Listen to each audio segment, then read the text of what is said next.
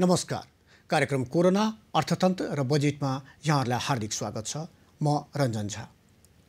दर्शकवृन्द, corona संक्रमण फैलिने क्रम अझै पनि रोकिएको छैन। बरु पछिल्लो समय नेपालमा यसको क्रम चाहिँ झनै बढेर गएको छ। यस कार्यक्रममा हामी कोरोना संक्रमण र त्यस कोरोना संक्रमणलाई रोक्नको लागि सरकारले लागू गरेको लकडाउन र त्यसले देशको अर्थतन्त्रमा पारेको प्रभाव लगायतका विषयमा कुराकानी गर्दै आएका छौँ। तर पछिल्लो समय हामी कुराकानीको यस स्वरूपलाई अलिकति फरक गरेका छौँ। अहिले हामी अतिथिसँग प्रविधि मार्फत नै जोडिने गरेका छौँ। देशका साथै विभिन्न प्रदेशको अर्थतन्त्रमा के असर परेको छ कोरोना भाइरसको संक्रमण र त्यसपछि सरकारले घोषणा गरेको लकडाउनका कारण, त्यसका विषयमा पनि हामी कुराकानी गर्दै आइरहेका छौँ। र हिजो मात्रै हामीले प्रदेश 2 का विषयमा कुराकानी गरेका थियौँ। त्यहीँका अर्थविद, त्यहीँका उद्योगी, त्यहीँका सरकारका प्रतिनिधिसँग कुराकानी गरेका थियौँ। र आज हामी कुरा गर्दैछौँ प्रदेश नम्बर 5 को अर्थतन्त्रको विषयमा। विशेष गरी यो कोरोना महामारीको संक्रमण र त्यसले प्रदेशको अर्थतन्त्रमा पारेको असरका बारेमा। र आज पनि हामी कुराकानी गर्दैछौँ प्रदेश नम्बर 5 का अर्थविदसँग, त्यहाँका उद्योगीसँग, त्यहाँको सरकारको प्रतिनिधिसँग। तर कुराकानीको क्रम सुरु गर्नु अगाडि एउटा यो सानो रिपोर्ट। सरकारको आगामी वर्षको नीति तथा कार्यक्रममाथि संसदमा उठेको प्रश्नको प्रधानमन्त्री केपी ओलीले मङ्गलबार जवाब दिएका छन्। उनले कोरोना विरुद्धको लडाईँलाई अझ सशक्त बनाइने, अर्थतन्त्रलाई गति दिने र रोजगारीको अवसर सृजना गर्ने जस्ता विषयलाई प्राथमिकतामा राखेर उल्लेख गरे। तर अर्थव्यवस्थालाई चलायमान बनाउन के गर्ने भन्ने ठोस योजना अझै सरकारसँग देखिएको छैन। कोरोनाको संक्रमण अब देशभर देखिन थालेको छ। अझ भारतीय सीमासँग जोडिएका जिल्लाहरू बढी जोखिममा छन्। प्रदेश 5 को कुरा गर्ने हो भने कोरोनाकै कारण एक युवकको मृत्यु समेत भइसकेको छ। बाँकीकै नरैनापुर संक्रमणको नयाँ केन्द्रबिन्दु बनेको छ। अर्कातिर लामो समयको लकडाउनका कारण आर्थिक गतिविधि सबै बन्द भएको छ। सधैँ पर्यटकले भरिएको बुद्ध जन्मस्थल सुनसान छ। क्रेताको खल्ती रित्तिसकेको छ। अत्यावश्यक बाहेकका कुनै उद्योग खुलेका छैनन्। खाद्य सामग्री समेत बजारसम्म पुर्याउन उद्योगी व्यवसायलाई गाह्रो भइरहेको छ। प्रदेश 5 का सीमावर्ती जिल्लाहरूमा घर फर्कनेको लर्को छ। क्वारेन्टिन अव्यवस्थित छ। संक्रमितको संख्या लगातार बढिरहेको छ। तर उनीहरूलाई राख्ने पर्याप्त ठाउँको समेत व्यवस्था गरिएको छैन, जसले प्रदेश 5 को अवस्था झनै भयावह हुने जोखिम बढेको छ। यता प्रदेश 5 सरकारले भने परिस्थिति अनुसार काम अघि बढिरहेको बताउँछ। कोरोनाको संक्रमणलाई थप फैलिन नदिन सरकारले चैत 11 गते लकडाउनको घोषणा गरेको थियो। तर लकडाउनको बेला सर्वसाधारणलाई आइपर्ने समस्याका बारेमा सरकार अझै गम्भीर भएको देखिएको छैन। कोरोनाको समाधान लकडाउन गरेर मात्र हुने छैन। अर्थतन्त्रलाई सरकारले गति दिन सकेन भने कोरोना भन्दा पनि भोकमरीले मर्ने अवस्था नआउला भन्न सकिन्न।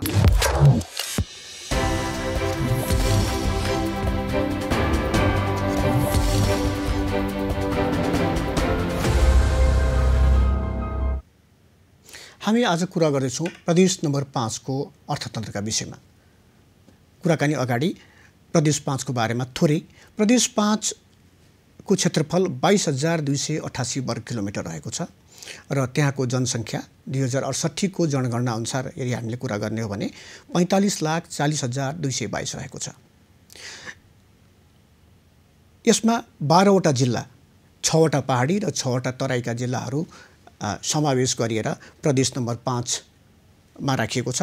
र ती जिल्लाहरूमा रूपन्देही, कपिलवस्तु, पाल्पा, अर्घाखाँची, गुल्मी, रुकुम पूर्वी भाग, त्यस्तै नवलपरासी, बर्दघाट, सुस्ता पश्चिम, रोल्पा, प्युठान, दाङ, बाँके, बर्दिया रहेका छन्। प्रदेश 5 को सबभन्दा ठुलो विशेषता भनेको शान्तिका अग्रदूत भगवान गौतम बुद्धको जन्मथलो लुम्बिनी। र यही हेर्न विश्वका पर्यटकहरू खास गरिकन बौद्ध मार्गी, बौद्ध धर्मावलम्बी लुम्बिनी पुग्ने गरेका छन्। र लुम्बिनी यो प्रदेश नम्बर 5 कै अर्थतन्त्रको कुरा गर्ने हो भने पर्यटनको एउटा ठुलो त्यहाँ भूमिका रहेको छ। प्रदेश 5 मा अर्को एउटा छ, त्यहाँ एसियाकै सबभन्दा ठुलो उपत्यका रहेको छ। प्रदेश 5 मा दाङ उपत्यका रहेको छ। त्यस्तै पर्यटक स्थलको बारेमा कुरा गर्दाखेरि त्यहाँ प्युठानको स्वर्गदारी, त्यस्तै पाल्पाको रानीमहल, सिस्ने हिमाल, बर्दिया राष्ट्र निकुञ्ज र मानसरोवर जाने अधिकांश तीर्थयात्रु पनि प्रदेश 5 लाई प्रयोग गर्ने गरेका छन्। खास गरिकन ठुलो सङ्ख्यामा भारतीय पर्यटकहरू नेपालगञ्जको बाटोबाट मानसरोवरको यात्रा गर्ने गरेका छन् र प्रदेश 5 मा स्थानीयतः 109वटा रहेको छ। त्यहाँ 4वटा उपमहानगरपालिका, 32वटा नगरपालिका, त्यस्तै 73वटा गाउँपालिका रहेको छ। प्रदेश 5 को आम्दानीको मुख्य स्रोत कृषि, पर्यटनमा पनि खास गरी धार्मिक पर्यटन र उद्योग व्यापार रहेको छ। कृषिमा धान, गहुँ, मकै, कफी, उखु लगायत रहेका छन्। दर्शकवृन्द, हामीले अहिले कोरोना महामारीले विश्व अर्थतन्त्र साथै नेपाल र प्रदेश 5 मा परेको असर लगायतका विषयमा कुराकानी गर्दै आएका छौँ। कोरोना महामारीले विश्व अर्थतन्त्रकै कुरा गर्यो भने झन्डै 88 खर्ब डलरको घाटा भइसकेको प्रारम्भिक अनुमान गरेको छ एसियाली विकास ब्याङ्कले। र यो आकलन भनेको प्रारम्भिक आकलन मात्रै हो, अहिले नै यति नै भनेर भन्न सक्ने अवस्था छैन।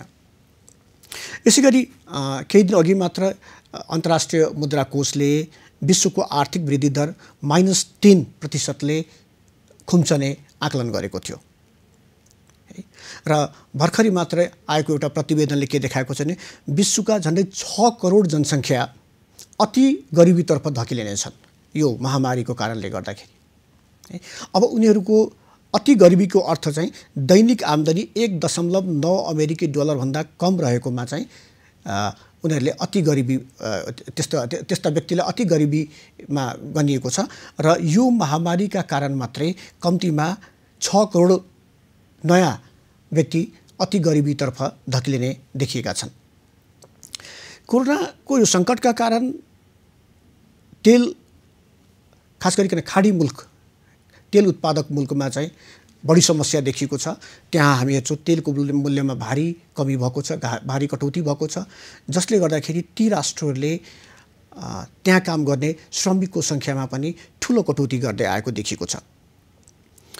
र खाडी राष्ट्रमा अधिकांश श्रमिक हाम्रा देशका त्यहाँ पनि रहेछन् र यो कोरोनाको सङ्कटको प्रत्यक्ष प्रभाव ती श्रमिकहरूमाथि पनि पर्ने अनुमान गरिएको छ। खाडी राष्ट्रहरूले, साउदी अरबले केही दिन अघि मात्र साउदी अरबले आफ्ना कर्मचारीको सुविधामा कटौती गर्ने निर्णय लिइसकेको थियो। त्यस्तै अरू खाडी राष्ट्रहरूले पनि यस्तै प्रकारका निर्णय लिइरहेका छन्। र हामी कुरा गर्दैथ्यौँ अर्थतन्त्रको। केही दिन अघि मात्र अन्तर्राष्ट्रिय मुद्रा कोषले नेपालको आर्थिक वृद्धि दरको बारेमा पनि कुरा गरेको थियो र 2.5%ले कमी आउने उसले बताएको थियो। र अहिले हामीसँग जोडिनु भएको छ डाक्टर ईश्वर गौतम। उहाँ प्रदेश योजना आयोग, प्रदेश नम्बर 5 योजना आयोगका उपाध्यक्ष हुनुहुन्छ। डाक्टर गौतम, स्वागत छ तपाईँलाई कार्यक्रम कोरोना अर्थतन्त्र र बजेटमा। डाक्टर साहब, मेरो कुरा सुनिरहनु भएको छ? हजुर। डाक्टर साहब, 56 दिन भइसक्यो लकडाउनको। तपाईँको आवाज क्लियर आएको छैन नि। डाक्टर साहब, मेरो आवाज सुनिरहनु भएको छ डाक्टर साहब? हजुर, त्यहाँको साउन्ड क्लियर छैन। डाक्टर साहबसँग हामी फेरि जोड्ने प्रयास गर्नेछौँ। डाक्टर साहबसँग सम्पर्क हामी गरिरहेका छौँ, तर आवाज चाहिँ त्यति स्पष्ट नभएकोले हामी फेरि डाक्टर साहबसँग हामी फेरि जोड्ने प्रयास गर्नेछौँ। आवाज त्यति स्पष्ट नभएकोले हामी कुरा गरिरहेका थियौँ, विश्व अर्थतन्त्रको बारेमा कुरा गरिरहेका थियौँ र त्यसपछि नेपालको कुरा गरिरहेका थियौँ हामी। अन्तर्राष्ट्रिय मुद्रा कोषले नेपालको आर्थिक वृद्धि दर यस वर्ष 2.5 को हाराहारीमा रहने पहिले आकलन गरेको थियो। यद्यपि योभन्दा पहिले हामी लगभग 7% को हाराहारीमा नेपालको आर्थिक वृद्धि दर भइरहेको थियो। तर यो कोरोना संक्रमणले गर्दा, कोरोना महामारीको संक्रमणले गर्दा अर्थतन्त्रमा ठुलै आघात पुगेको छ र अझ यो आर्थिक वृद्धि दर 1% भन्दा पनि तल झर्ने अनुमान हुन थालेको छ। नेपाली बजारको कुरा गर्दाखेरि मूल्य वृद्धि लगातार बढ्दो छ र विप्रेसनमा लगातार कमी आइरहेको छ। अझै पनि हामीले हेर्यौँ भने ठुलो सङ्ख्यामा हाम्रो कहाँ श्रमिकहरू फर्किरहेका छन् र फर्किने क्रममा छन्। भारतमा काम गरिरहेका लाखौँ मजदुर भारतमा पनि लकडाउन भएकोले गर्दा उनीहरू फर्कने क्रममा छन्, कतिपय फर्किसकेका छन् र कतिपय फर्किने क्रममा रहेका छन् र उनीहरूलाई अझै पनि व्यवस्थित रूपमा उनीहरूलाई फर्काउन सकिएको छैन, जसका कारण उनीहरू विभिन्न बाटोबाट चोर बाटोबाट नेपाल फर्किरहेका छन् र यसले जनस्वास्थ्यमाथि ठुलो असर पारेको देखिन्छ, किनकि कोरोना सङ्क्रमितको सङ्ख्या लगातार बढ्दो छ र ती सङ्ख्यालाई हामीले विचार गर्यो भने अधिकांश छिमेकी मुलुक भारतबाट नेपाल फर्केकाहरू हुन्। हामी कुरो गर्दैथ्यौँ बजारको बारेमा कुरो गर्थ्यौँ। बजारमा अहिले तरलताको अभाव देखिएको छ र उद्योगी व्यवसायहरूले अर्को ठुलो समस्या उत्पादनलाई बजारसम्म उनीहरू पठाउन सकिरहेका छैनन्। त्यो ठुलो समस्याको रूपमा देखिएको छ अहिले बजारमा। सरकारले एकातर्फ अत्यावश्यक केही उद्योगहरूलाई सुचारू गर्ने निर्देशन त दिएको छ, यद्यपि कोरोनाको सङ्क्रमण फैलिएपछि, बढी देखिन थालेपछि, यसको फैलिने गतिमा तीव्रता आएपछि सरकारले पुनः त्यो निर्देशन फिर्ता लिएको थियो। तैपनि अत्यावश्यक उद्योगहरू अझै पनि खुलेका छन् र ती उद्योगको उत्पादन अहिले बजारमा लान गाह्रो भइरहेको छ।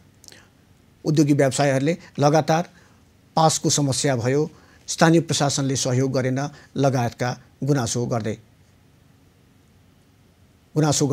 आएका छन्। हामी कुरो गर्दैछौँ डाक्टर ईश्वर गौतमजीसँग र डाक्टर ईश्वर गौतम योजना आयोग प्रदेश नम्बर 5 योजना आयोगका उपाध्यक्ष हुनुहुन्छ। डाक्टर साहब नमस्कार। नमस्कार, स्वागत छ तपाईँलाई कार्यक्रम कोरोना अर्थतन्त्र र बजेटमा। धन्यवाद छ यहाँलाई। डाक्टर साहब 56 दिन भइसक्यो लकडाउनको, अहिले के छ त प्रदेश 5 को अवस्था कस्तो छ? प्रदेश 5 को अवस्था पनि मुलुकको अवस्था जुन छ त्यही अवस्था नै हो। प्रदेश 5 पनि यो मुलुकभन्दा बाहिर छैन। हजुर। अनि हामी झन्डै 408 किलोमिटर हाम्रो इन्डियाको बोर्डरसँग छ र ओपन बोर्डर भएको कारणले गर्दाखेरि हामी तुलनात्मक हिसाबमा अरू प्रदेशभन्दा हामी अलिकति बढी सङ्कटमा छौँ र सरकारले चाहँदै पनि यो जुन खुला बोर्डरलाई हामीले पूर्णतया कन्ट्रोल गर्न सकिरहेको अवस्था चाहिँ छैन, जसले गर्दा सङ्क्रमण अलिकति बढी चाहिँ हाम्रो प्रदेशमा देखिएको चाहिँ हो। तर यो समस्या त लामो समस्या, तर यो समस्या त धेरै लामो समयदेखि देखिएको छ। भारतबाट आउने श्रमिकहरू त लामो समयदेखि फर्किरहेका छन्, अझै पनि हामीले यसलाई व्यवस्थापन गर्न सकेको छैन। यो कसको कमजोरी होला? होइन, व्यवस्था क्रमशः सुधार भइरहेको छ र यो कमजोरी भन्दाखेरि पनि कस्तो भयो भन्दाखेरि इन्डियामा ट्रेन चाहिँ चल्यो। ट्रेन चल्ने बित्तिकै विभिन्न ठाउँमा भएका नेपालीहरूलाई बोर्डरमा ल्याएर छोडिदिने काम इन्डियाबाट भयो। अनि त्यसले गर्दाखेरि बोर्डरमा 10 गजाभित्र प्रेसर बढ्दाखेरि यो स्थिति सिर्जना भएको। त्यस कारण यसमा चाहिँ एक त कि उताबाट आउनेहरूको एउटा खालको जुन साइकोलोजी हो, त्यो साइकोलोजी पनि भर्सक देशभित्र पस्नै पाए हुन्थ्यो भन्ने, अनि एकातिर हामीले कमसेकम यो क्वारेन्टाइनमा राखेर टेस्ट गरेर मात्रै पसालौँ भन्ने त्यही नै हो। अहिले पनि हामीसँग झन्डै 12-13 हजारको हाराहारीमा क्वारेन्टाइनमा अहिले पनि बसिरहेको छ। अनि त्यस कारण हामीले यसलाई क्रमशः व्यवस्थित चाहिँ हुँदैछ। डाक्टर साहब, यो क्वारेन्टिन पनि त्यहाँ त्यति व्यवस्थित भएको छैन भन्ने खबरहरू आइरहेको छ। खास गरिकन बाँके नरेनापुरको कुरा गऱ्यो भने त्यहाँबाट त अब त्यहाँ त मृत्यु पनि भइसकेको छ एकजनाको। क्वारेन्टिन अझै पनि व्यवस्थित हुन सकेन भन्ने गुनासोहरू आइरहेको छ। यसको व्यवस्थापन कसरी गर्ने त? यसलाई हामीले 100% व्यवस्थित छ भनेर भन्न त सक्दैनौँ, तर पनि के छ भन्दाखेरि कहिलेकाहीँ कुनै क्वारेन्टाइनमा अनि एकैचोटि प्रेसर बढ्दाखेरि अनि भएको रिसोर्सेसहरूलाई एलोकेट गर्दा केही कमी कमजोरी भएको होला। तर हामीले जुन पालिकाहरूले जुन मेहनत गर्नुभएको छ, हाम्रो प्रदेशमा पालिकामा पनि वार्डमा पनि यही क्वारेन्टाइन छ र हामी कहाँ अहिले क्रमशः व्यवस्थित हुँदै गएको अवस्था पनि हो। र स्कुलमा हामीले क्वारेन्टाइन राखेका छौँ र स्कुलमा सबै चिज व्यवस्था चाहिँ पूर्णतः व्यवस्था नभएको स्थिति पनि हो, तर पनि क्रमशः सुध्रिँदै अवस्थामा छ। तर बाँके नरायणपुरको यदि हामीले कुरो गऱ्यौँ भने जुन मृतक हुनुहुन्थ्यो पानी समेत उहाँले पाउनु भएन, झाडा पखालाको उहाँ रोगी हुनुहुन्थ्यो, पानी समेत पाउनु भएन उहाँले भन्ने खबरहरू आइरहेका छन्। भनेपछि त हामी एकदमै क्वारेन्टाइन भन्नलाई मात्रै क्वारेन्टाइन बनाए जस्तो भयो, हामी त एकदमै त्यसलाई व्यवस्थित गर्नै सकेको छैनौँ। होइन, त्यो करेक्ट। यो नरायणपुरको कुरा के हो भन्दाखेरि त्यहाँको जुन बासिन्दाहरू उहाँहरूले त्यहाँ क्वारेन्टाइनमा बस्नुपर्ने, बाहिरबाट आएकाहरूलाई क्वारेन्टाइनमा लान पनि मान्नु भएको छैन। अनि उहाँहरूले घरमै राख्न खोज्नुहुन्छ, उहाँहरू घरमै बस्न खोज्नुहुन्छ। हिजो मात्रै पनि प्रहरी गएर सम्झाइ बुझाइ गरेर अनि क्वारेन्टाइनमा ल्याएर राखेको अवस्था छ। त्यसले गर्दा त्यहाँको जुन क्वारेन्टाइनमा बस्नुपर्ने मान्छेहरू इन्डियाबाट आएको छ उनीहरूको मानसिकता नै के छ भन्दाखेरि क्वारेन्टाइन भनेको यो सजाय दिन राख्ने ठाउँ हो, त्यस कारणले जान्नौँ भनेर उहाँहरूले एउटा खालको इन्भाइरोमेन्ट क्रिएट गरिरहेको अवस्था छ। तर पनि सम्झाइ बुझाइ गरेर पालिकाको अध्यक्षहरूले अनि वडाको अध्यक्षहरूले प्रदेशकै जनप्रतिनिधिहरूले पनि सम्झाइ बुझाइ गरेर यसमा चाहिँ केही सुधार आएको छ। भनेपछि क्वारेन्टाइन त हामी बनायौँ, तर हामीले क्वारेन्टाइनबारे हामीले जनचेतना फैलाउन सकेनौँ, उनीहरूलाई पहिलेदेखि बुझाउन सकेनौँ भन्ने कुरा देखियो नि त। त्यो बुझाउनै नसकेको भन्ने त होइन, तर दिनदिनै थपिएर आएको छ मान्छेहरू। थपिएर आएकाहरूलाई हामीले हरेक दिन अनि उहाँहरूलाई कन्भिन्स गर्ने काम चाहिँ अलिकति गाह्रो चाहिँ भएको हो, तर बुझाउनै नसकेको स्थिति चाहिँ होइन। डाक्टर साहब, अझै पनि थुप्रै मानिस सीमा पारी छन् हाम्रा नेपालका नागरिकहरू, उनीहरूले पनि नेपाल त आउनुपर्छ, तर अब तिनीहरूलाई व्यवस्थित तरिकाले नेपाल ल्याउनको लागि हामीले के कस्ता प्रयासहरू गरिरहेका छौँ? अब हामीले प्रत्येक पालिकालाई अनि आफ्नो पालिकाबाट बाहिर गएका मान्छेहरू फर्केर आउनको लागि उनीहरूलाई क्वारेन्टाइनमा राख्नलाई आवश्यक व्यवस्था गर्ने भनेर प्रदेश सरकारले एउटा खालको नोटिस गरिसकेको छ र पालिकाहरूले पनि यो व्यवस्थित गर्ने काम भइरहेछ। अब त्यो जुन लुकीछिपी आउनेहरूलाई लुकीछिपी नआइकन मेन बाटोबाटै इन्ट्री गराउने प्रोसेसमा अब सरकार लागिरहेको छ। तर ढिला भइसकेन र? होइन, ढिला यसो छ, हामी कहाँ अहिले हेर्नुभयो भनेदेखि वैदेशिक रोजगारीमा जति जनशक्ति गएको छ त्यो सबैभन्दा बढी जनशक्ति भनेको 5 नम्बर प्रदेशबाट छ। त्यसमाथि पनि इन्डियामा मात्रै 5 नम्बर प्रदेशको इन्डियाको रोजगारीमा मात्रै जाने सङ्ख्या चाहिँ 3 लाखभन्दा बढी छ। त्यसले गर्दा हामीले सबैलाई एकैचोटि व्यवस्था गर्न त सक्दैनौँ, तर कर्मशः यो चाहिँ भइरहेको छ। भनेपछि ठुलो मात्रामा ठुलो सङ्ख्यामा भारतबाट नेपालीहरू फर्किएका छन् र उनीहरू विभिन्न प्रदेशहरूमा छन् र प्रदेश 5 मा पनि ठुलो सङ्ख्या रहेको छ यसरी फर्किने। अब यी फर्किएका मानिसहरूलाई पुनः व्यवस्थापन गर्न प्रदेश सरकारले के कस्ता योजनाहरू अहिले ल्याएको छ या ल्याउने कार्यक्रम छ? प्रदेश सरकारले पहिलो कुरा त उनीहरूलाई लिएर आएर बोर्डरबाट ल्याएर क्वारेन्टाइनमा सिधै राख्ने, त्यसपछि गएर उनीहरूलाई अनि यो टेस्ट गर्ने, टेस्ट गरिसकेपछि आफ्नो पालिकामा लगेर फेरि क्वारेन्टाइनमा राखेर मात्रै यो यिनीहरू चाहिँ अब डिजिटलेस छन् भन्ने भएपछि मात्रै कन्फर्मेसन गर्ने कुरा छ। यो त भयो कि हामी घरसम्म उनीहरूलाई पुर्याउने र त्यसपछि घरसम्म पुर्याइसकेपछि आगामी दिनको बारेमा ती श्रमिकहरूलाई हामी कहाँ कसरी व्यवस्थित बनाउन सक्छौँ, कसरी त्यसको बारेमा कुनै योजना बनाएको छौँ हामीले? किनकि ठुलो सङ्ख्यामा भारतबाट पनि आएका छन्। त्यसको बारेमा हाम्रो पूर्व तयारी छ। अहिले हामीले मोटामोटी हाम्रो प्रदेशमा खाद्य भण्डारमा कति खाद्यान्न छ भनेर हामीसँग स्टक छ र अनि यसले हाम्रो प्रदेशको लगभग 5-6 महिनालाई यो थपिएको जनशक्तिलाई समेत पुग्ने गरी खाद्य भण्डार पनि हामीसँग छ। त्यसमाथि हाम्रो प्रदेशले कृषिलाई बढी प्रायोरिटी दिने भनेको छ। 2-3-4 महिनामा हाम्रो नयाँ बाली पनि उत्पादन चाहिँ हुन्छ र त्यसमा चाहिँ प्रदेशले विभिन्न खालको सपोर्ट गरेर अनि यो बालीलाई अलिकति प्रोडक्टिभिटी र प्रोडक्सन दुइटै बढाउनेतर्फ प्रदेशले योजनाबद्ध रूपबाट काम अगाडि बढाइरहेको छ। डाक्टर साहब, अब लकडाउन पनि 56 दिन भइसक्यो। लकडाउन समस्याको समाधान त होइन, यो त तत्काल तयारी गर्नको लागि र सामाजिक दूरी कायम होस् मानिसहरूको बिचमा भनेर सरकारले लकडाउन घोषणा गर्यो। अब यो बढेको बढै छ, कोरोना सङ्क्रमण पनि बढेको बढै छ, त्यसैले यसले कुन रूप लिएला अहिले नै भन्न सकिँदैन। तर यसले अर्थतन्त्रलाई, देशको अर्थव्यवस्थालाई त साह्रै तहस नहस बनाइदिएको छ।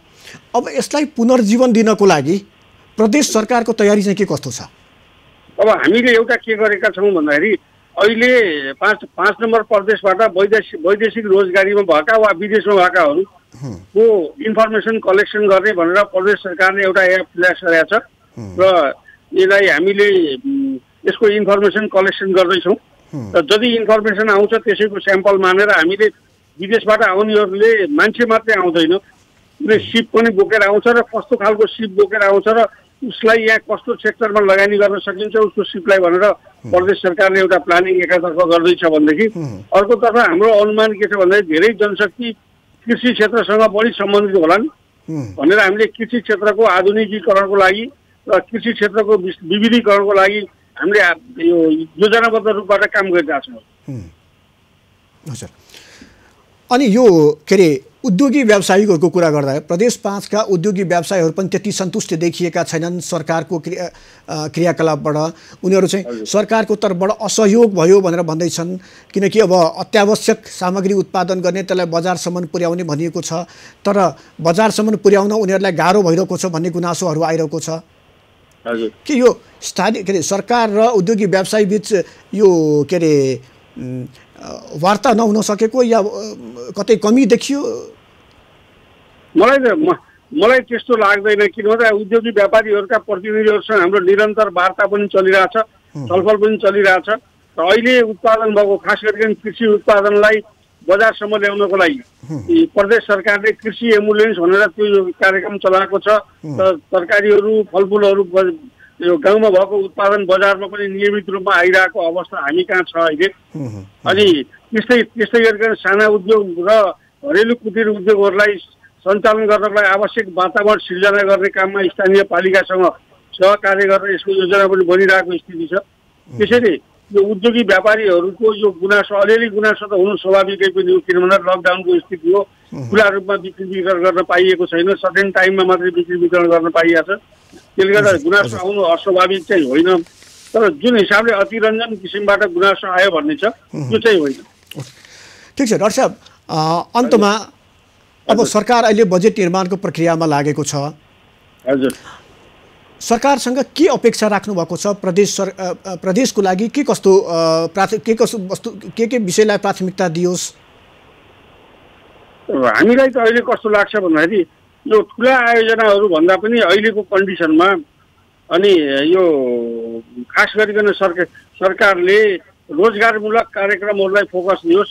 पहिला कुरा त मान्छेलाई ज्यानै बचाउनु छ, त्यस कारण यो अहिलेको कोरोनाको सङ्कटलाई पार गर्नको लागि हेल्थ इक्विपमेन्ट्सहरू, टेस्टिङ टुल्सहरू र अनि आवश्यक मात्रामा हस्पिटलहरूको म्यानेज गर्ने काममा अलिकति लगानी गरोस् र त्यसपछि रोजगारीको बढीभन्दा बढी सम्भावित क्षेत्र भनेको कृषि क्षेत्र हो र सँगसँगै कृषि क्षेत्रलाई कृषि क्षेत्रबाट उत्पादित वस्तुलाई कच्चा पदार्थको रूपमा युज गरेर अनि प्रयोग हुने खालका उद्योगहरू, जुन उद्योगहरू साना उद्योग, घरेलु उद्योग, यो उद्योगहरूलाई बढी प्राथमिकता दिएर सरकारले काम गरोस् र लेबर इन्टेन्सिभ टेक्निक युज गर्ने खालका उद्योगहरूलाई एउटा खालको प्रायोरिटी जसले इम्पोर्ट सब्स्टिट्युसन गर्न सक्छ। अर्को चाहिँ एक्सपोर्ट प्रमोसनको लागि क्यापिटल इन्टेन्सिभ टेक्निक युज गर्ने खालको उद्योगहरूलाई अर्को खालको फेसिलिटी दिएर अनि इम्पोर्ट सब्स्टिट्युसन र एक्सपोर्ट प्रमोसन दुइटै काम पनि होस् र प्यारलली बढीभन्दा बढी रोजगार दिने खालका उद्योगहरूलाई प्रायोरिटीमा राखेर अनि सरकार अगाडि बढोस् भन्ने हामी चाहन्छौँ। समय र संवादका लागि डाक्टर साहब तपाईँलाई धन्यवाद। धेरै धेरै धन्यवाद, तपाईँहरूलाई पनि समय दिनुभयो। हामी कुरा गर्दैछौँ डाक्टर ईश्वर गौतमसँग, उहाँ प्रदेश 5 योजना आयोगको उपाध्यक्ष हुनुहुन्छ। र दर्शकवृन्द, हामी कुरा गरिरहेका थियौँ कोरोना र यसले अर्थतन्त्रमा पारेको असरको बारेमा, र उहाँले भर्खरै भन्दै हुनुहुन्थ्यो सरकारले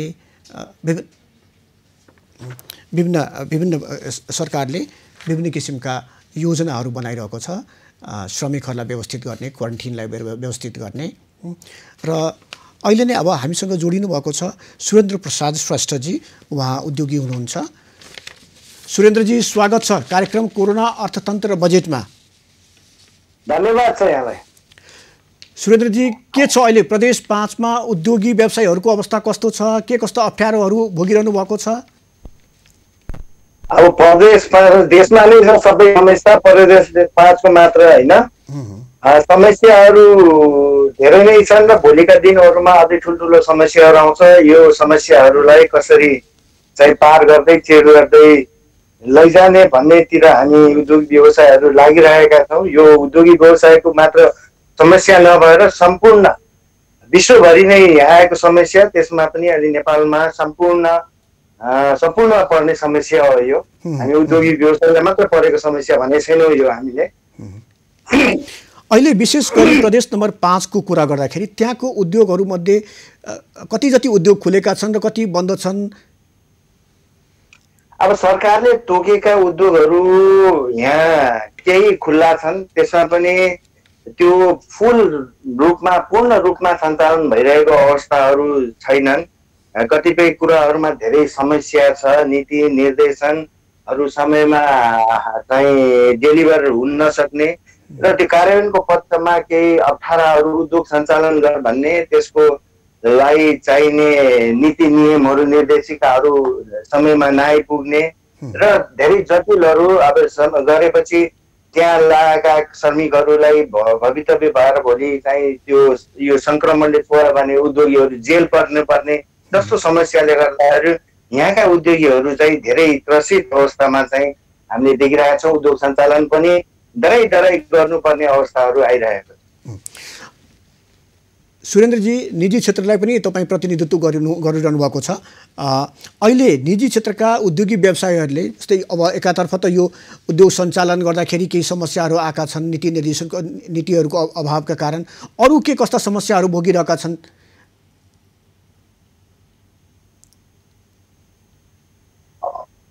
हेलो, यो उद्योग व्यवसायलाई पूर्ण रूपले सञ्चालन गर्नको लागि के कस्ता समस्याहरू अहिले भोगिरहेका छन् त्यहाँका व्यवसायीहरू?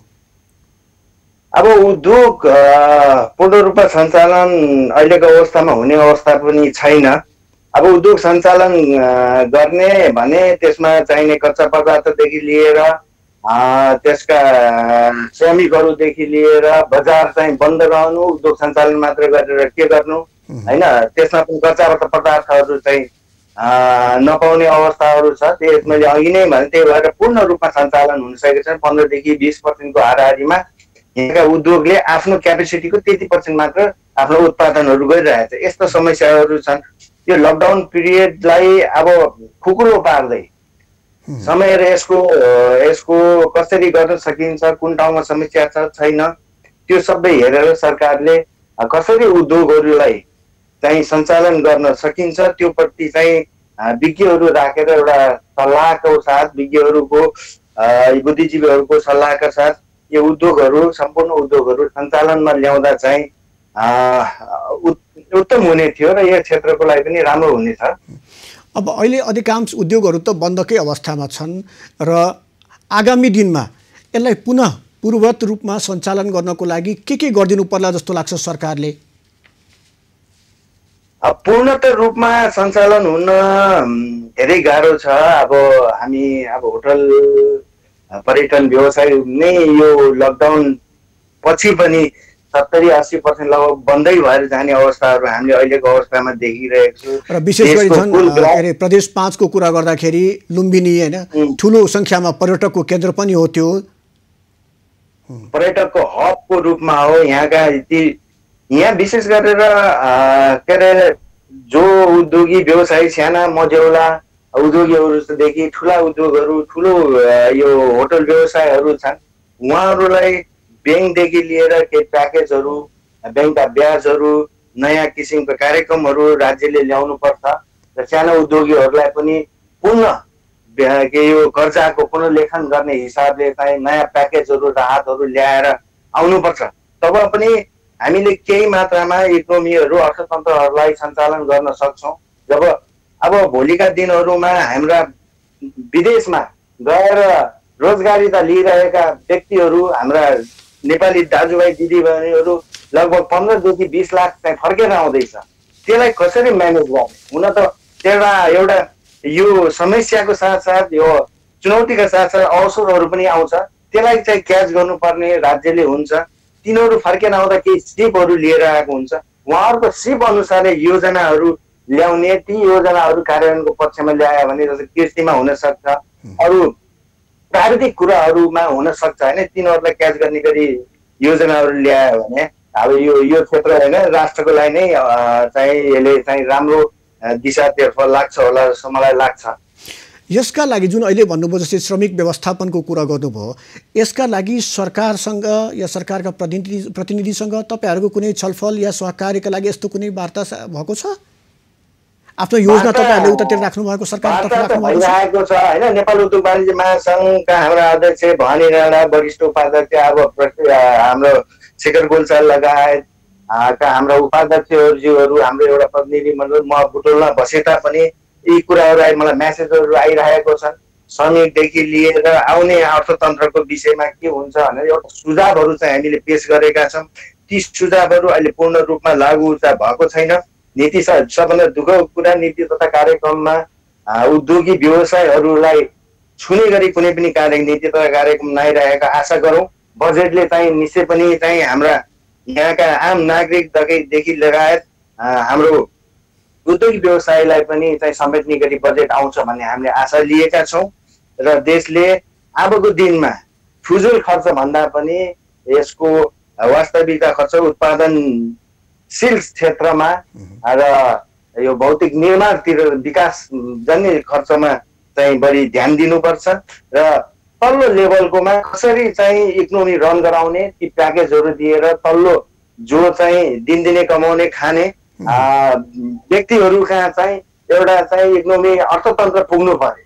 त्यो चाहिँ उहाँहरूको हातमा कुनै हिसाबले पनि क्यास नगद पर्यो भने बल्ल बजारमा आउँछ। बजारमा आइसकेपछि बल्ल त्यो चाहिँ चरणबद्ध तरिकाले उद्योगिक आइपुग्ने हो। यसरी एउटा इकोनोमिक रन भयो भने चाहिँ राम्रो हुन्छ। राज्यले यो हिसाबले सोच्यो भने चाहिँ त्यस्ता कार्यक्रमहरू तल्लो लेभलकासम्म, श्रमिक लेभलकासम्म पुग्ने गरीहरू ती प्याकेजहरू ल्यायो भने अवश्य पनि नेपालले, हाम्रो यो प्रदेश नम्बर 5 ले आफ्नो आर्थिक अवस्थालाई राम्रो चाहिँ लैजान सक्छ। यो कोभिड-19 को असरको चाहिँ प्रभावले पनि परे तापनि हामी अर्थतन्त्रमा फेरि पुनः फर्केर आउन सक्छौँ भन्ने चाहिँ विश्वास लिन्छौँ।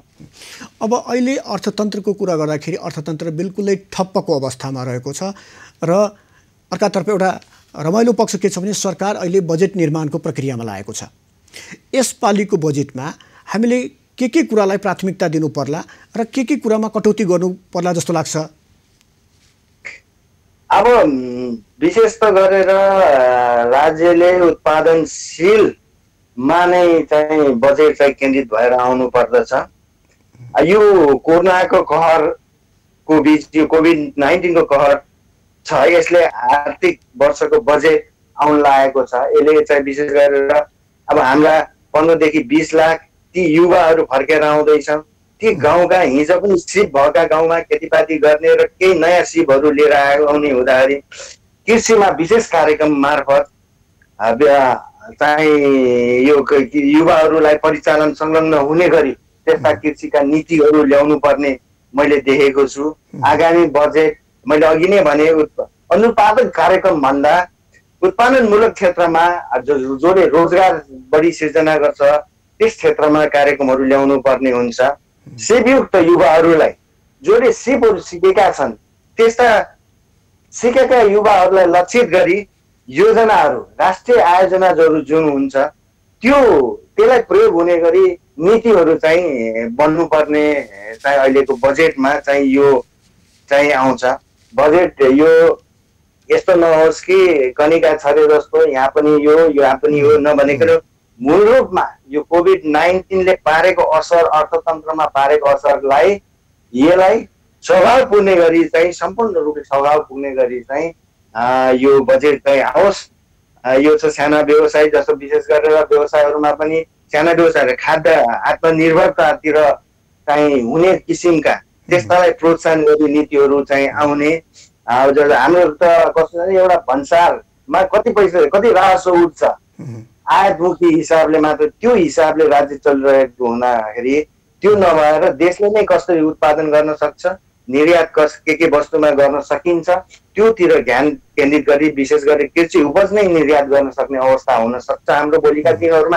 ती भोलि फर्किने युवाहरू 15-20 लाख युवाहरू फर्किने युवाहरूलाई लक्षित गरी भोलि कृषिमा उहाँहरूलाई संलग्न हुने अधिकांश व्यक्ति युवाहरू कृषिमा संलग्न हुने हुँदाखेरि कृषि प्रोडक्सन नै निर्यात गर्ने हिसाबले चाहिँ हामीले चाहिँ गयो भने चाहिँ यो चाहिँ यो बजेटमा भयो भने राम्रो हुन्छ।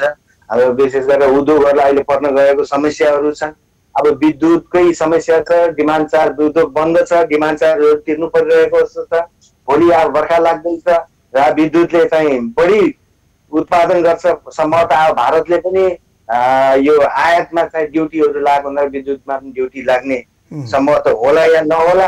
ती विद्युतहरू यहीँका उद्योगहरूलाई सस्तोमा दिएमा, केही मूल्यहरू सस्तोमा, वस्तुहरू पनि सस्तोमा उत्पादन हुने हुँदाखेरि यस्ता नीतिहरू समग्र दीर्घकालीन रूपमा असर पर्ने गरी चाहिँ राज्यले ल्यायो भने अवश्य पनि चाहिँ राज्यको एउटा कोभिड-19 को कहरको अर्थतन्त्र, यो कहरलाई चाहिँ हामीले यो अर्थतन्त्र, यो बजेटले केही सम्बोधन गर्ने हामीले विश्वास लिएको छु।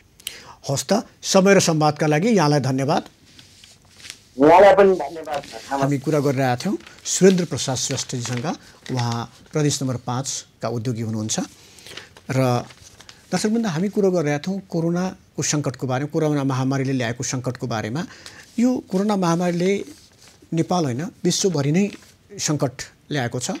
पहिलोपटक डिसेम्बर 31 तारिकमा चीनको वुहानमा यो महामारी देखिएको थियो। एउटा नयाँ रोगीमा नयाँ खालको भाइरस देखिएको थियो र यो भाइरस कोरोना भाइरस भनेर यसलाई भनियो।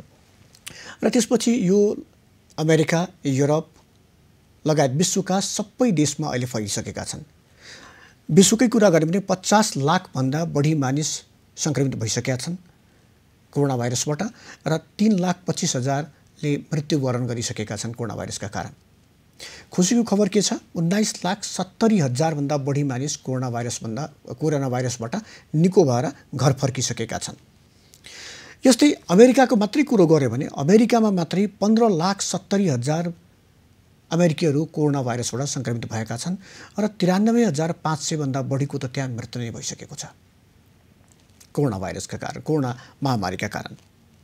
रसियामा सुरुका दिनमा रसियामा सङ्क्रमण त्यति देखिएको थिएन, तर पछिल्लो समय रसियामा पनि सङ्क्रमण लगातार बढ्दो छ र 3,08,000 भन्दा बढी मानिस त्यहाँ सङ्क्रमित भएका छन् यस कोरोना भाइरसका कारण, यो कोभिड-19 का कारण। 2,900 भन्दा बढी मानिसको मृत्यु भइसकेको छ। यद्यपि रसियाको एउटा राम्रो कुरा छ, त्यहाँ मृत्यु दर चाहिँ निकै कम रहेको छ।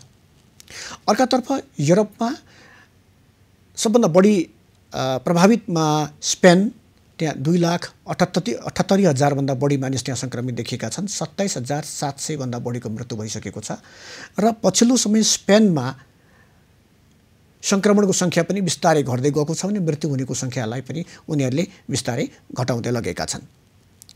त्यसैगरी ब्राजिलमा धेरै पछि मात्रै यो सङ्क्रमण तीव्र गतिमा फैलिएको देखिएको छ।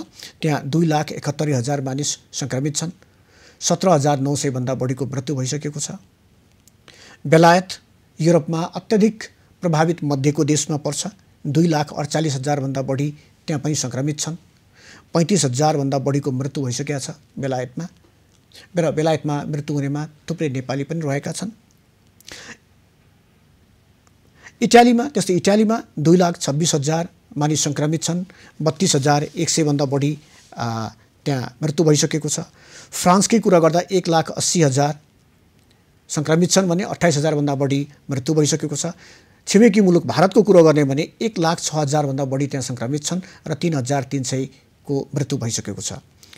नेपालको कुरा गर्दा 407 जना सङ्क्रमित भेटिएका छन्, 2 जनाको मृत्यु भइसकेको छ। र नेपालको बारेमा पनि एउटा खुसीको खबर के भने अहिलेसम्म 45 जना निको भएर घर फर्किसकेका छन्। र अहिले हामीसँग सम्पर्कमा आउनुभएको छ डाक्टर रामचन्द्र आचार्य। उहाँ अर्थविद हुनुहुन्छ प्रदेश 5 मा। डाक्टर साहब, कार्यक्रम कोरोना अर्थतन्त्र बजेटमा यहाँलाई स्वागत छ। धन्यवाद। डाक्टर साहब, के छ यो कोरोना महामारीले अर्थतन्त्रमा चाहिँ कस्तो असर पारेको छ? विशेष गरी विश्व अर्थतन्त्रको यदि हामीले कुरा गऱ्यौँ भने के कस्तो असर पारेको जस्तो देखिन्छ? यो कोरोनाको कुरो गर्नुहुन्छ भने यो त 1930s को अवस्था भन्दा पनि अथवा संसारमा अहिलेसम्म भएका कुनै पनि महामारी भन्दा यो चाहिँ अत्यधिक रूपमा मानवीय क्षति मात्रै होइन, आर्थिक क्षति पनि यसले चाहिँ गर्दै गइरहेको छ या गर्नेछ, अझै गर्दै गइरहेको छ र गर्नेछ। त्यो अवस्थामा हामी पुगेका छौँ। मानवीय क्षति पनि अत्यधिक रूपमा कुनै विश्वयुद्धभन्दा पनि बढी भएको छ र कुनै पनि जापानिज फ्लू अन्य फ्लूहरूभन्दा पनि अहिले चाहिँ तपाईँको मानवीय क्षति पनि एकदमै बढी चाहिँ हुने अनुमान गरिएको छ, भइरहेको पनि छ। यो 1930 भन्दाखेरि डाक्टर साहबले सायद स्पेनिस फ्लूको कुरा गर्नुभयो होला। हजुर डाक्टर साहब, अहिले नै हुन त अहिले यसको क्षतिको बारेमा आकलन गर्न अलिकति हतारो होला, तर के कति यसले क्षति चाहिँ पुर्याइसकेका छ अर्थतन्त्र, विश्वकै अर्थतन्त्रको कुरा गर्दाखेरि के कति क्षति पुर्याइसकेका छ अहिलेसम्मको? अहिलेसम्मको डाटा हेर्दाखेरि तपाईँको आइएमएफको कुराहरू हामीले हेऱ्यौँ भने पनि हामीले देख्छौँ आइएमएफले पनि अहिले विश्वको चाहिँ 3% चाहिँ तपाईँको घट्ने उसले अनुमान गरिसक्यो होइन। विश्वको एज ए होल टोटलमा युएसएको भन्नुहुन्छ भने 5.9 को अवस्थामा घट्ने, एसियाको चाहिँ 0 ग्रोथ रेट हुने भनेर गरिसक्यो। चाइना जस्तो देशले पनि 1.2% मात्रै अब वृद्धि हुन्छ, त्योभन्दा हुँदैन भनेको छ। त्यसै गरी नै तपाईँले हेर्नुहुन्छ भने एसएनपी संस्था अर्थात् यसले चाहिँ ग्लोबल ऱ्याफ्टिङ फोरकास्ट भन्ने छ, यसले जिडिपी अब 2.4ले चाहिँ घट्ने छ भनेर अनुमान गरेको छ होइन। युएसए युरोपको पनि 7.3 चाहिँ सङ्कुचन हुने भनेर अनुमान गरेको छ। अर्थात् यसरी हेर्दा अब हामी लिस्ट डेभलप कन्ट्री नेपाल जस्तो देशमा त यसले भयावह नै स्थिति गरिरहेको छ। हाम्रो अवस्था पनि यही किसिमबाट अहिले अनुमान 2% 3% घट्ने भनेर भनिएको छ होइन। तर यसलाई अहिले अनुमान मात्रै हो, अझ यसको अवस्था अझ भयावह हुने देखिन्छ। अब यो त आर्थिक सूचकाङ्कले यो अवस्था भयावह भन्नुभयो, यो भयावह भने अलिकति सहज भाषामा भन्नुपर्दाखेरि के भन्ने, कसरी यसले मान्छेको दैनिकीमा देशको अर्थतन्त्रमा के कस्तो असर पार्ला? यसमा हेर्नुहोस्, एउटा राज्यले आर्थिक भन्दा पनि सामाजिक दृष्टिकोणले यसलाई हामीले भन्न खोज्यौँ भने हजुर, यसले राज्यले लिने योजनाहरूमा पनि उसको चाहिँ इन्कमको सोर्स चाहिँ तपाईँको उसले नपाउने घट्दो अवस्था छ। नेपालकै कन्टेक्स्टमा तपाईँले भन्नुभयो भने राज्यको टोटल चाहिँ तपाईँको बजेट हामीले कति 1112 खरबको चाहिँ बजेट अनुमान गरेका थियौँ होइन। यहाँहरू सबैलाई थाहा छ, यहाँले सुरुमा पनि सायद भन्नुभएको थियो क्यारे है, त्यो अवस्था हाम्रो थियो भने अहिले चाहिँ कति उठ्यो त हाम्रो चाहिँ भन्ने स्थिति हेर्नुहुन्छ भने 600 समथिङ खरब चाहिँ उठेको छ। अबको स्थिति भनेको 1 खरब बढी उठ्ला अबको असारसम्मको अवस्थामा, त्योभन्दा उठ्ने अवस्था छैन होइन। यो खालको अवस्था छ भने एकातिर यो अवस्था छ, एकातिर यो चाहिँ तेस्रो चौमासिक भनेको सबभन्दा बढी राजस्व उठ्ने मतलब अवस्था हो, समय हो। तर त्यो अवस्था हुँदाहुँदै हामी यो कोरोनाको महामारीले गर्दाखेरि त्यो अवस्थामा पुग्न सक्ने त कुनै सम्भावनै भएन। त्यस अवस्थाले अब कमिङ साउन महिनादेखि जुन नयाँ आर्थिक वर्ष छ, त्यो नयाँ आर्थिक वर्षदेखिको समस्या, बजेटको समस्या भन्नुहुन्छ भने आएर खर्चलाई व्यवस्थापन गर्ने, त्यो पनि अहिले चाहिँ अर्थमन्त्रीज्यूले स्मार्ट बजेटको रूपमा यसलाई सोच्नुपर्छ, ल्याउनुपर्छ। त्यो किसिमबाट यसलाई विनियोजन गर्ने तरिका र यसलाई लागू गर्ने तरिकामा पहिलेका बजेटहरूभन्दा एकदमै भिन्न तरिकाले आउनुपर्छ भन्ने मेरो मत रहेको छ। प्रदेश 5 को कुरा गर्दाखेरि प्रदेश 5 मा मुख्यतः 3टा आम्दानीका मुख्य स्रोत 3टा देखिएका छन्। एउटा कृषि, अर्को अब उद्योग धन्दा कल कारखाना र तेस्रो भनेको धार्मिक पर्यटन। र सम्भवतः यी 2टा क्षेत्र अहिले ठप्पकै अवस्थामा रहेको छ। यसले प्रदेश 5 को अर्थतन्त्रलाई आगामी दिनमा के कस्तो असर पार्ला त? यसले अब तपाईँको प्रदेश 5 भनेको पनि नेपालको मध्य क्षेत्रमा रहेको प्रदेश भएको नाताले र चाहिँ यहाँको चाहिँ अवस्था भनेको हामी पहाडी र चाहिँ तराई दुईटा मिसिएर बनेको हाम्रो प्रदेश भएको छ। त्यस कारणले गर्दाखेरि यहाँको अवस्था भन्नुहुन्छ भन्दाखेरि 3 लाख मान्छे लगभग इन्डियामा चाहिँ रोजगारमा छन् भने लगभग मेरो अनुमानमा 6 देखि 7 लाख मानिसहरू विदेशमा चाहिँ काम गरिरहेका छन्। अब तपाईँ हामीलाई थाहा छ यो काम गर्ने भनेको अहिले हाम्रो नेपालीहरू काम गर्ने भनेको 1% मात्रै म्यानेजरियल स्केलमा छन्, अरू सबै डिफिकल्टी, डेन्जरियस र चाहिँ डटी काममा चाहिँ हामी नेपालीहरू लागिरहेका छौँ। मैले यसलाई 3D को मतलब परिकल्पना गरेको छु, मतलब त्यो खालको अवस्थामा हामी गइरहेका छौँ।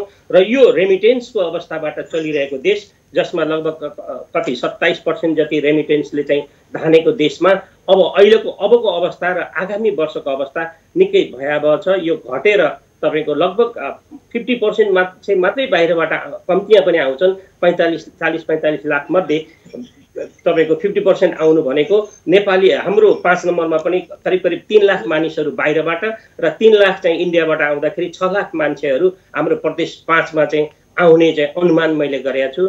यो हिसाबले 6 लाख मानिसहरू आइसकेपछि र प्रत्येक वर्ष 4 देखि 5 लाख युवाहरू रोजगारको लागि तयार हुन्छन्। यो अवस्थामा रोजगारको लागि तयार हुने यो देशव्यापी भनेको मैले 4-5 लाख, त्यसको चाहिँ लगभग तपाईँको 30-40%, 5% मतलब यो 5% मा राखिदिनु भयो भने 5 नम्बरमा राखिदिनु भयो भने त्यो अवस्थामा हामीले यत्रा मानिसहरूलाई श्रम सिप अथवा रोजगारले जोड्नुपर्ने अवस्था छ।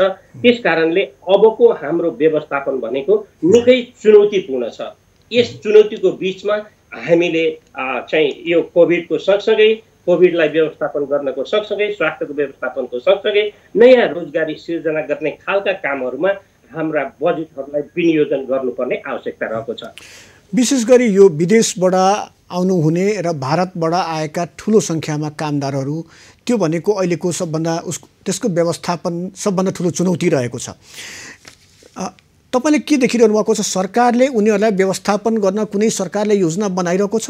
कस्तो पाउनु भएको छ? किनकि समस्या त आइसक्यो नि, उनीहरू फर्किसके, उनीहरूलाई तत्कालै अब हामीले व्यवस्थापन गर्नुपर्ने आवश्यकता देखिएको छ। बहुत इम्पोर्टेन्ट कुरा गर्नुभयो।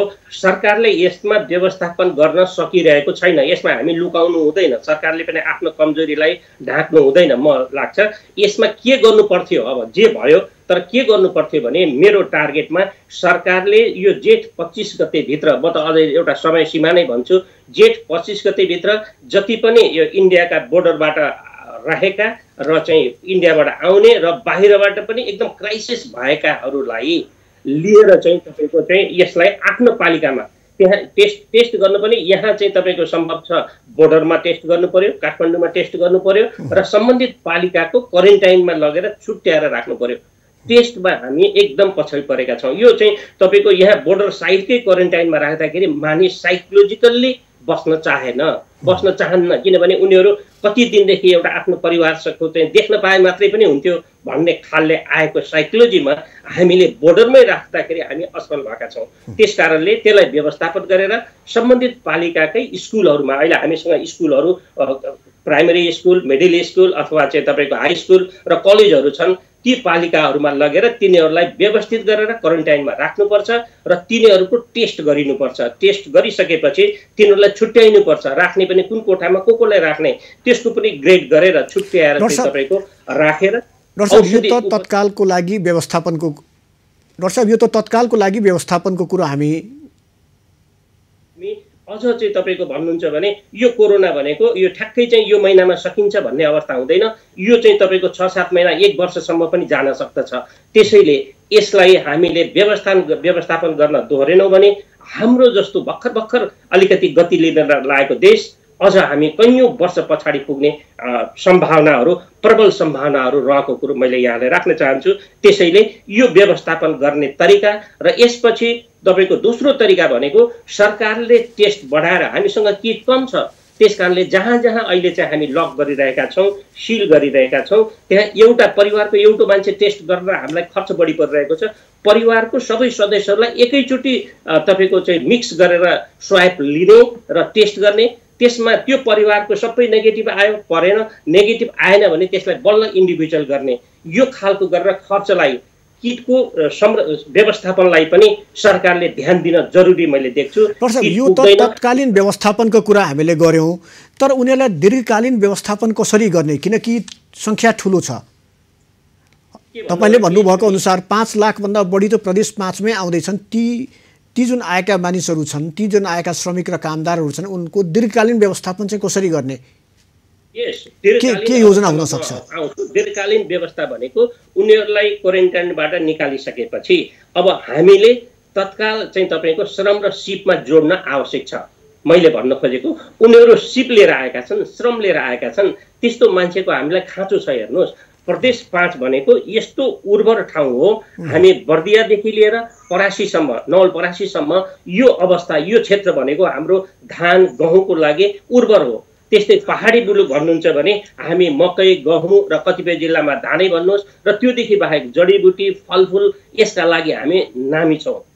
त्यसैले हामी थुप्रै खालको जो चाहिँ तपाईँको तरकारी यी कुराहरूमा हामी अगाडि छौँ। मेरो भिजन भन्नुहुन्छ भने के गर्नुपर्छ त अब सरकारले प्रदेश 5ले भने प्रदेश 5ले अब चाहिँ तपाईँको तरकारी यो कोरोनाकै न्यूमा हामीले प्रदेश 5मा तरकारीहरू प्रतिबन्ध लगाउनुपर्छ, फलफुल प्रतिबन्ध लगाउनुपर्छ, जसले गर्दा तपाईँलाई याद होला हामी यही प्रदेश 5मा हामी तरकारी खेती कहिलेदेखि गऱ्यौँ भने जब मरिचपानको पालामा इन्डियामा चाहिँ तपाईँ इन्डियाबाट जुन हामी बन्दाबन्दी सह्यौँ त्यतिखेरदेखि प्रदेश 5मा तरकारीको लागि एकदम पाल्पाकै मदन पोखरा भन्ने ठाउँमा त्यसपश्चात तरकारी खेती चाहिँ उर्वर रूपमा आयो। त्यस्तै अन्य ठाउँहरूमा पनि हामी यहाँ प्रदेश 5का विभिन्न जिल्लामा तरकारी खेती र तराईमा साग लगाउने चलन त्यतिखेर त्यो समयबाट चाहिँ सुरु भएको मेरो चाहिँ अनुभव छ।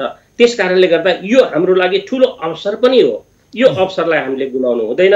यसका लागि हामीले तरकारीमा, माछा मासुमा र चाहिँ तपाईँको फलफुलमा यस्ता चिजहरूमा हामीले प्रतिबन्ध लगाएर यो जनताहरूलाई आफै चाहिँ तपाईँको यो उत्पादन गर्न लगाउने, सहरहरूको चाहिँ रुफटप चाहिँ तपाईँको गार्डन बनाएर तरकारी लगाउने, त्यसका लागि नगरपालिकाहरूले उत्साहित गरेर केही छुटहरू दिने, उनीहरूको चाहिँ घर नयाँ घर बनाउँछौ भने ल यो यसको चाहिँ तिम्रो मिना हुनेछ, गरिसकेपछि मिना फेरि अहिले चाहिँ तपाईँको सहयोग गर्ने जुन प्रवृत्ति छ, अनुदान दिने प्रवृत्ति छ, यो सुरुमा दिने होइन।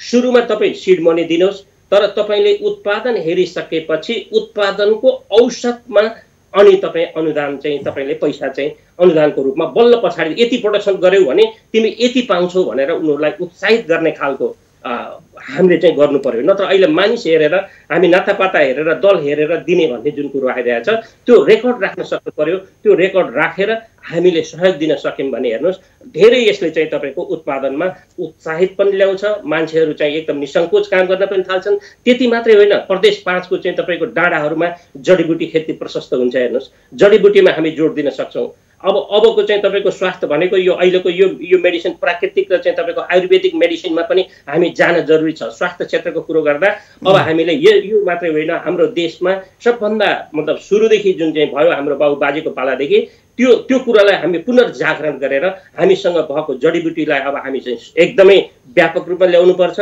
र त्यसमा चाहिँ हामी चाहिँ अब औषधि आयुर्वेदिक र प्राकृतिक चिकित्सामा हामी प्रत्येक गाउँपालिकामा त्यो सँगसँगै यो मेडिसिनको सँगसँगै त्यो मेडिसिनमा पनि हामीले अब जानुपर्ने सोच चाहिँ हाम्रो मध्यकालीन सोच। म त यसमा भन्छु स्वास्थ्यको क्षेत्रमा पनि तात्कालिक, मध्यकालिक र दीर्घकालीन योजनाहरू बनाएर हामी यसरी लाग्नुपर्ने हुन्छ। त्यस्तै तपाईँको 3000 फिटभन्दा माथि चाहिँ तपाईँको हाम्रा जति पनि नदीहरू छन् त्यहाँ ट्राउट माछा गर्न हामी सक्छौँ। लाली गुराँस चाहिँ तपाईँको हाम्रो चाहिँ डाँडा काँडामा चाहिँ रातै हुन्छन्। ती लाली गुराँसहरूलाई किसानहरूलाई थाहा दिएर त्यसबाट चाहिँ तपाईँको चाहिँ हामीले वाइन प्रोडक्सन गर्न सक्छौँ, जुस प्रोडक्सन गर्न सक्छौँ, जसको चाहिँ अमूल्य चाहिँ तपाईँको ऊ छ होइन। त्यो त्यतातिर प्रेरित गर्ने अर्थात् हामीले हाम्रै चाहिँ तपाईँको स्रोतलाई राम्रो व्यवस्थापन गर्नका लागि उनीहरूलाई हामी कार्यक्रमको लगभग अन्तिममा आउन थालेको छौँ र अहिले अब हामी अर्थतन्त्र लगभग ठप्पको अवस्थामा छ र सरकार बजेट निर्माणको प्रक्रियामा लागिरहेको छ। यो ठप्प रहेको अर्थतन्त्रलाई पुनः चलायमान बनाउन, पूर्ववत अवस्थामा फर्काउन या गति दिनको लागि यसपालिको बजेटमा सरकारले के कुरालाई प्राथमिकता दिनुपर्छ जस्तो लाग्छ र के कुरालाई चाहिँ कम प्राथमिकतामा राखे ठिक हुन्छ जस्तो लाग्छ उसलाई? एकदम पहिलो स्वास्थ्य, दोस्रो कृषि, तेस्रो चाहिँ तपाईँको रोजगारमूलक चाहिँ मझौला र साना उद्योगहरू र अर्को चाहिँ तपाईँको शिक्षा। यसरी हामी केटेगोराइज गरेर जानुपर्ने हाम्रो बाध्यता हो। योभन्दा मैले चाहिँ दायाँ बायाँ देख्दिनँ। यसको सँगसँगै हामीसँग चाहिँ न्यूनतम आएको हुँदाखेरि सबभन्दा सरकारले खर्च कटौतीमा ध्यान दिनुपर्छ। हेर्नुहोस् म त चाहिँ तपाईँको भन्छु हाम्रा पुलचोकमा बस्ने मन्त्रीहरू एउटै मिनी बसमा चाहिँ सिंहदरबार एकै ठाउँ मन्त्रालय छ, आउन हुन्छ कि हुँदैन? प्रधानमन्त्रीदेखि लिएर वडा सदस्य समेतले पाएका सुविधाहरूमा कटौती गर्न सक्नु पर्यो। हाम्रो कर्मचारी एउटा चाहिँ तपाईँको सेकेन्ड क्लासको अफिसरदेखि हामी गाडी दिइरहेका छौँ। त्यो किन चाहियो?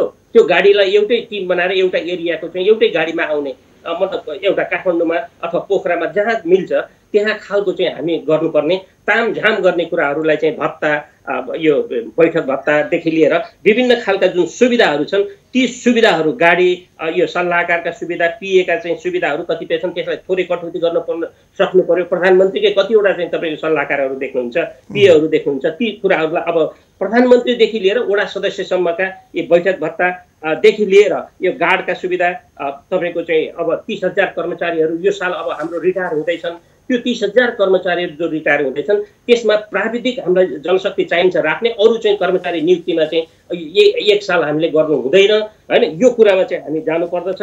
यसरी हरेक क्षेत्रबाट खर्च कटौती हामीले गर्यौँ भने मलाई लाग्छ 30% मात्रै हुन्छ र चाहिँ सरकारले अब नयाँ योजनाहरू 22वटा चाहिँ तपाईँको राष्ट्रिय योजना भनेको छ त्यो 22वटा 23वटा राष्ट्रिय योजना भनेको यो चाहिँ 30-40 वर्ष लगाएर राष्ट्रिय योजना पुरा हुँदैनन् जो अब चाहिँ तपाईँको यही साल पुरा हुने र नेक्स्ट इयर पुरा हुने खालका र जसले आय दिन्छ त्यस्ता खालका योजनाहरू ठुला योजनाहरूमा मात्रै चाहिँ बजेट राखिनुपर्छ।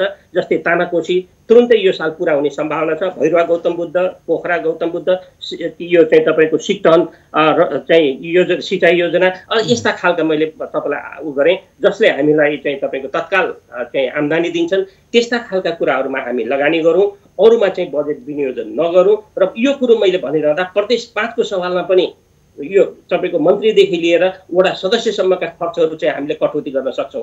सानो सानो चाहिँ तपाईँको मोटरसाइकलका दुरुपयोग भएका छन् तेलका दुरुपयोग भएका छन् गाडीका दुरुपयोग अब हिजो सुविधा थियो हामी सम्पन्न हुँदाखेरि युज गर्ने चिजहरू अहिलेको सङ्कटमा हामीले नलिने हामी घोषणा गरौँ। यो विभिन्न एउटा मन्त्रालयका 10वटा चाहिँ बिल्डिङमा साना साना विलासिता खर्चलाई हामीले विलासिता खर्चमाथि नियन्त्रण ल्याउनु पर्यो। एकदमै नियन्त्रण गर्नु थुप्रै नियन्त्रण मलाई लाग्छ अहिले हामीले यो सालको चाहिँ उसमा 30% हामी कटौती गर्न सजिलै सक्छौँ। हस्त समय र संवादका लागि यहाँलाई धन्यवाद। Thank you. डाक्टर रामचन्द्र आचार्य अर्थविद। अहिलेको बजेट सरकार बजेट निर्माणको प्रक्रियामा लागेको छ र उहाँको सुझाव थियो यसपालिको बजेटको प्राथमिकतामा अनावश्यक खर्चलाई बिल्कुलै कटौती गर्नुपर्छ विलासिता सम्बन्धी खर्चलाई कटौती गर्नुपर्छ र महत्त्वाकांक्षी बजेट ल्याउनुभन्दा पनि अत्यावश्यक कुरामा मात्रै लगानी गर्नुपर्ने हुन्छ। दर्शकवृन्द कार्यक्रम कोरोना अर्थतन्त्र बजेट आजलाई यति नै। खबरभित्र खबरको लागि हेर्दै रहनुहोला एभी न्यूज खबर।